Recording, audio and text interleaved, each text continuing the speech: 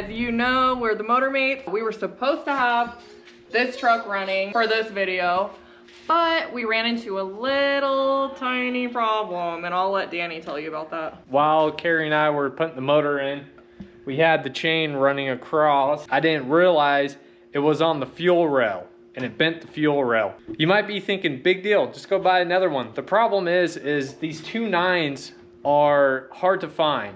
I wouldn't say they're hard to find, but it's hard to find parts for them. There are 2 pick and pulls in this area, and between the 2, there is 7 Bronco 2s and Ford Rangers, so we got 7 chances to get a fuel rail. But unfortunately, Carrie's not gonna be in this video because she has other obligations.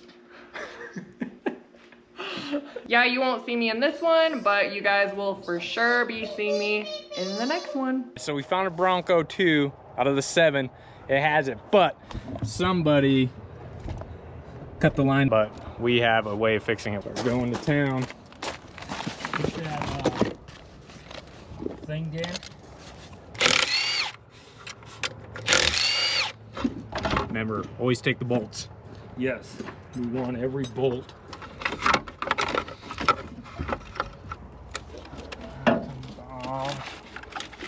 You know how to get the plenum off. Do I wanted that? Okay. Yes. Give that back, give that back. And this can come out now. Cut that. What was that? I don't know. It sounded like a clip. Okay, we need to get rid of power tools. Love them.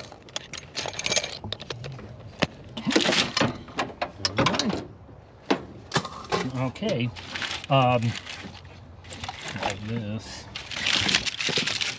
Okay, we're going to need, Get those 8s off. yep, and then we're just going to cut the injector off. Yeah. Give me that little ratchet of yours. That's an angle. Yeah. It's just, It's in a spot. there it is. It's really hard with sunglasses on. I can't see a goddamn thing. I'm going to see your wrench. Try to look good and you can't see the bolts. Okay.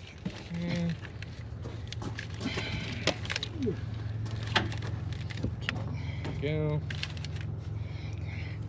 This one is right under that cover. Did you get the other one? It's loose, but you know, the wrench is just.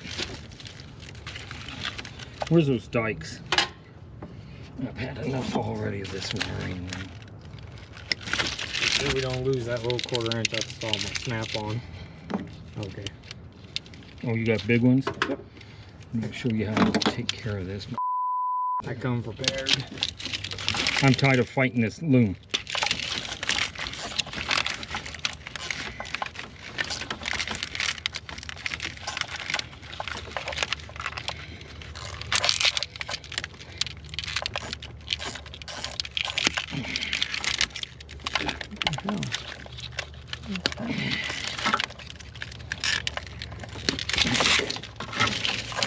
Get out of my way. That's all I want. Damn. That one's out. Yeah, this one I gotta do by. Remember, you had to use your Yeah, you gotta use the wrench. to break it, and then Hopefully you can finger her.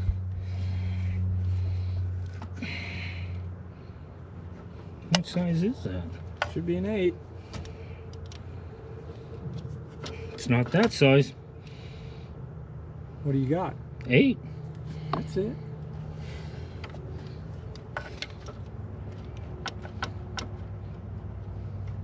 Wait, do that again? Is it already? It's loose. Oh. I was gonna say it did. You know, it was just Yeah. moving back and forth with all the air conditioning and crap out of the way. A lot easier. All that I don't. Use your tools.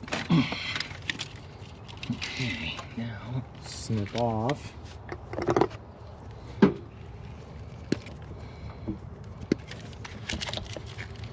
Getting better with the camera work.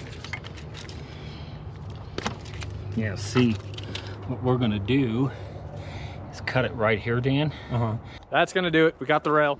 All right, we're back from pick and pull. We're in the garage. That return line was cut. He's gonna explain. What I did was cut it off, and it originally was welded on here to here. And I just took the line that was there and split it for this to fit on top.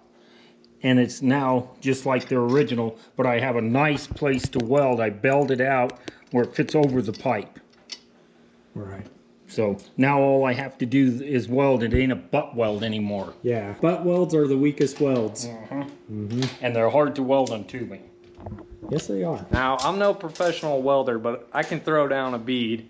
But unfortunately, you're not gonna see it in this video. You won't. Or will you? If you get the back side, I'll get the front side.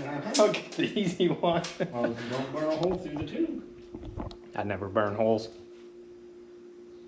I'm just saying, my record is pretty strong. You just jinxed yourself Uh-oh. big time. Blow right through that tube now. Yeah, or the box. And then we're in trouble because these are hard to get. Yeah. That's the reason we're doing all this work. To find a good part for one, is next to finding hen's teeth. Yes. Yes. And everyone knows a hen don't have teeth. So The we're more gonna you tap know. this.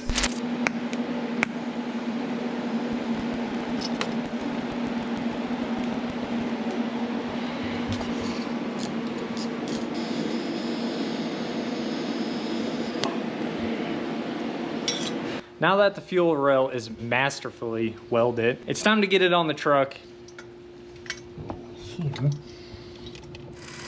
All right, now that the fuel rail's on, we're gonna put the upper plenum on and make sure it sits down flat because Before, it wouldn't sit down on its surfaces. Carrie bent the fuel rail. I saw it. That's right. It was sitting up, Like that. yeah, about like that. Because it was sitting on top of the fuel rail. Yeah, and when we turned the key on, fuel came out. Because the injector wasn't in its location. Yeah, it pulled the injectors out of its port. Dan, go get your wrenches, your flare wrench with a 3/4 and 11/16 to check to see what we welded has no leaks. And when you tighten hydraulic lines or fuel lines, always back with another wrench on the other side for you don't twist and break the fitting on the part that you're tightening. And why do people use flare wrenches on these lines? Because you don't use box or open end wrenches to tighten fittings. Or loosen? That's it, because that's what strips. And what if you look at tubing wrench, it is a box wrench that has been opened enough to get over the line. So the fingers don't expand while you're trying Exactly. to... So our line's primed. Well, what you can do... Double check it, get the air out. Yep.